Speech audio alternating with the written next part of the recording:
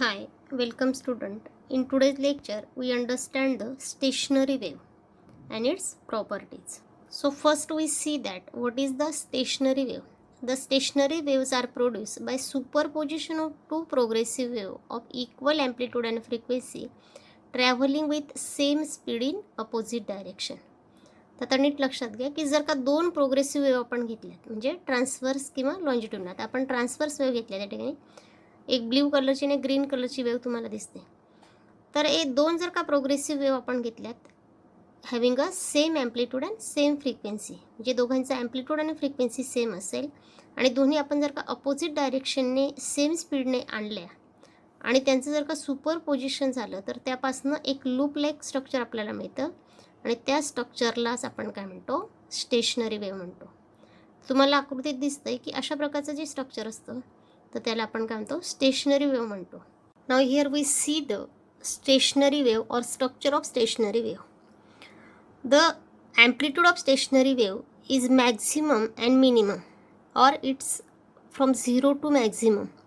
Where the amplitude of stationary wave is 0 or minimum, that point is called node, and where the amplitude of stationary wave is maximum, this point is known as a antinode. आता या ठिकाणी तुम्हाला nodes आणि अँटीनोड्स दिसत आहेत की जिथे आपली जी मीन पोझिशन आहे किंवा जी मीन लाईन आहे त्या मीन लाईनला दोन्ही वेव्हचे पॉईंट्स टच झाले तर तो जो पॉईंट आहे ब्ल्यू कलरचा दिसतोय बघा, त्याला आपण काय म्हणतो, नोड म्हणतो. आणि वरती एक रेड कलरचा पॉईंट आहे जी मी मगाशी आपण ॲम्प्लिट्यूडची डेफिनेशन घेतली होती, which having a maximum displacement from the mean position. तर ज्या ठिकाणी डिस्प्लेसमेंट मॅक्झिमम आहे त्या पॉईंटला आपण काय म्हणतो, अँटीनोड्स म्हणतो. ठीक आहे. And the distance between two successive nodes and अँटीनोड्स.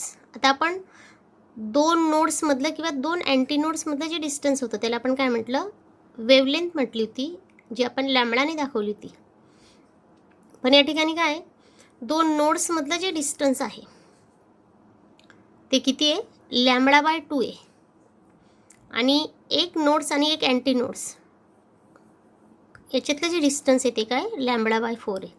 That is here we can see that or say that the distance between two successive nodes or antinodes is λ/2 and the distance between one successive node and one antinode is λ/4. म्हणजे एक node आणि एक antinode असेल लगतचा तर त्यांच्यातलं distance हे λ/4 आहे आणि दोन लगतच्या नोड्समधलं किंवा दोन लगतच्या अँटीनोड्समधलं जे डिस्टन्स आहे ते λ/2 आहे. तर ते आपण इथे वरती ब्ल्यू आणि रेड कलरने दाखवलं आहे बघा. ब्ल्यू कलरने आपण दोन नजीकच्या नोड्समधलं डिस्टन्स दाखवलं विच इज अ λ/2 आणि रेड कलरने आपण दोन अँटीनोड्समधलं डिस्टन्स दाखवलं which also the λ/2. In this slide we see the formation of stationary wave.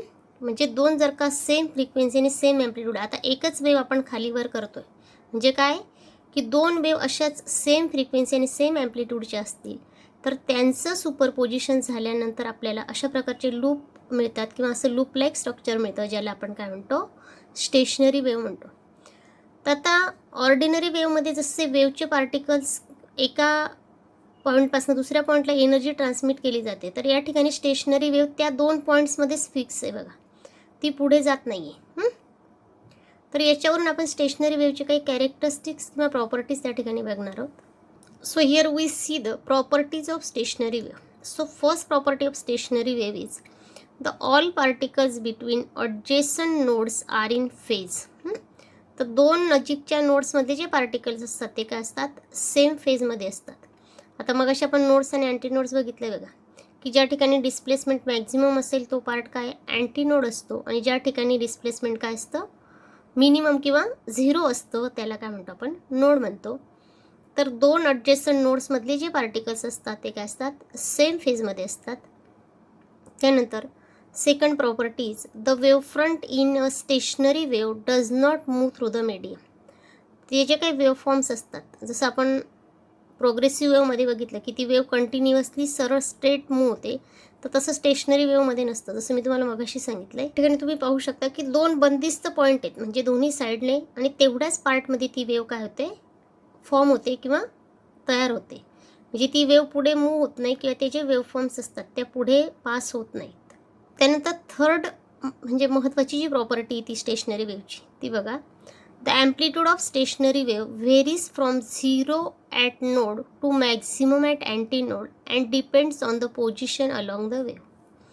म्हणजे त्या ठिकाणी वेव्हची जी ॲम्प्लिट्यूड असते तर ती काय असते, सुरुवातीला 0 असते. म्हणजे जिथे मीन पोझिशनला पॉईंट असेल किंवा जिथे नोडचा पॉईंट असेल तिथे काय असणार आहे, ॲम्प्लिट्यूड 0 असेल. आणि ज्या ठिकाणी अँटी नोडचा पॉईंट असेल त्या ठिकाणी ॲम्प्लिट्यूड काय मिळणार आहे आपल्याला, मॅक्झिमम मिळणार आहे. तर अशा प्रकारे 0पासून मॅक्झिममपर्यंत ॲम्प्लिट्यूड व्हेरी होते. त्यानंतर मॅक्झिममपासून ती पुन्हा मिनिमम होऊन 0 होते. तर अशा प्रकारे कंटिन्युअस आपल्याला मॅक्झिमम मिनिमम ॲम्प्लिट्यूड म्हणजे नोड्स आणि अँटी नोड्स आपल्याला त्या ठिकाणी मिळतात. तर जे नोड्स आणि अँटी नोड्स या ठिकाणी क्रिएट होतात त्याच्यावरून स्टेशनरी वेव्हच्या 2 प्रॉपर्टीज आहेत. In the stationary wave there are some points at which amplitude is 0, such points are called nodes, and at some points amplitude is maximum, such points are called antinode. जसं आपण मगाशीच बघितलं की maximum amplitude असेल तर त्यांना आपण अँटीनोड्स म्हणतो आणि मिनिमम किंवा मिनिमम म्हणूच नाही शकत आपण, ते 0 ॲम्प्लिट्यूड असतं. तर ज्या ठिकाणी 0 ॲम्प्लिट्यूड असतं त्या पॉईंटला आपण काय म्हणतो, नोड म्हणतो. And the distance between 2 successive nodes or antinodes is lambda by 2. And the distance between node and adjacent antinode is lambda by 4. Now in this slide we explain or we understand the equation of stationary wave. So if we consider that there are two waves having displacement y1 and y2, here we see that y1 equal to a sin omega t minus kx and y2 equal to a sin omega t plus kx. आता दोन्ही equal आणि opposite डायरेक्शनने आहेत म्हणून आपण पहिली जर का minus घेतली तर दुसरी काय असेल, प्लस असेल. Now by applying the principle of superposition we say that the net displacement y equal to y1 plus y2.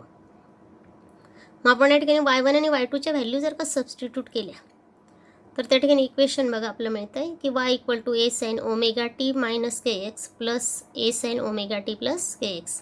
आणि मग ते इक्वेशन इक्वेट केल्यानंतर आपल्याला जे फायनल इक्वेशन मिळते ते मिळते y equal to 2a sine omega T cos K x.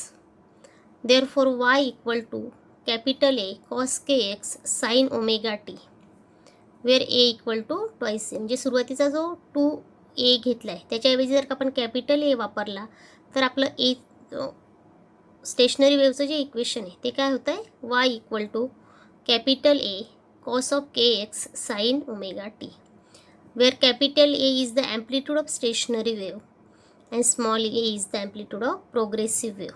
लक्षात आलं. तर प्रोग्रेसिव्ह वेव्हचं जर का ॲम्प्लिट्यूड ए असेल तर स्टेशनरी वेव्हचं ॲम्प्लिट्यूड किती असतं, त्याच्या डबल असतं ऑब्व्हियसली. कारण स्टेशनरी वेव्हमध्ये एक क्रस्ट आणि ट्रफ एकत्र येतो आहे आणि प्रोग्रेसिव्ह वेव्हमध्ये काय असतं, क्रस्ट आणि ट्रफ वेगवेगळे असतात. म्हणून मग क्रस्ट जर का ॲम्प्लिट्यूड 5 सेंटीमीटर असेल आणि ट्रफचं ॲम्प्लिट्यूड 5 सेंटीमीटर असेल तर प्रोग्रेसिव्ह वेव्हमध्ये ॲम्प्लिट्यूड 5 सेंटीमीटर मिळतं. पण तेच ॲम्प्लिट्यूड आपल्याला स्टेशनरी वेव्हमध्ये किती मिळणार आहे, 5 + 5 that is 10 centimetre. Okay, so this is our equation for the stationary wave. Here also we see the formation of stationary wave. तर ह्या स्ट्रिंगकडे जर का तुम्ही कंटिन्यू पाहिलं तर तुम्हाला अशा प्रकारचे लूप लाईक स्ट्रक्चर त्या ठिकाणी दिसतील which is non as the stationary wave.